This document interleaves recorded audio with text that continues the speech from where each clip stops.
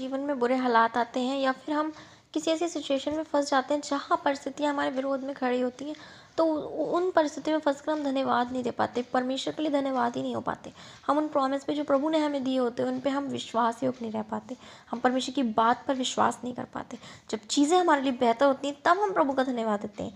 लेकिन वचन हमें बताता है यहोशापात के बारे में। वचन में लिखा है कि जब उसको पता चलता है कि लोग उसके विरोध में युद्ध की योजना बना रहे हैं, तो वचन में ऐसा लिखा है कि वो डर जाता है और वो परमेश्वर को खोजने में लग जाता है।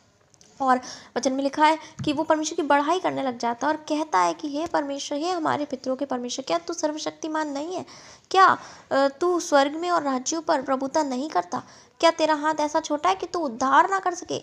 और वो कहने लगते हैं कि प्रभु, हमें तो कुछ नहीं सोचता, पर तू सब कुछ जानने वाला परमेश्वर है। और वो इस तरह परमेश्वर की बढ़ाई करने लगता है, परमेश्वर से बातें करने लगता है। और वचन में लिखा है कि जो मंडली उसने बुलाई थी, जब वो ये बातें कर ही रहा था तो उनमें से एक के ऊपर परमेश्वर का आत्मा समाता है और वो बातें करने लगता है और वो कहने लगता है कि हे यरूशलेम वासियों, हे यहोशापात राजा, तुम मत डरो, क्योंकि ये युद्ध तुम्हारा नहीं परमेश्वर का है। तुम कल को उनका सामना करने को जाना और उनके मुख को देखकर मत डरना और तुम्हारा मन कच्चा ना हो।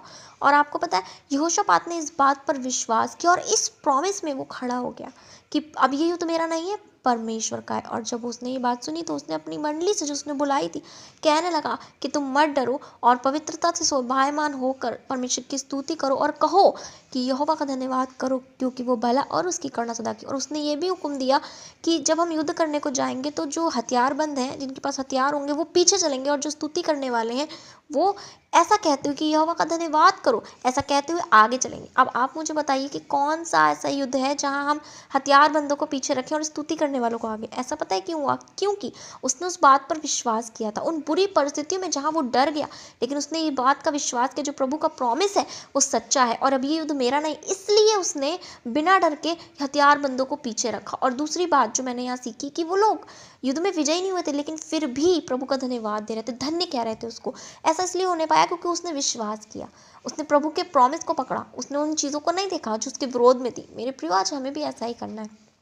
हमें जब कुछ अच्छा हो या हमारी दुआओं को आंसर आए तब हमें धन्यवाद नहीं देना, बल्कि हमें तब भी धन्यवादी रहना है जब चीज़ें होती हुई ना दिखें। और ये विश्वास करना है कि जो प्रॉमिस प्रभु ने दिए हैं, जो प्रार्थनाएं हमने की, वो पूरी हो चुकी हैं। और जब हम ऐसा करते हैं तो सच में वो चीज़ें हमें विजय दिलाती हैं।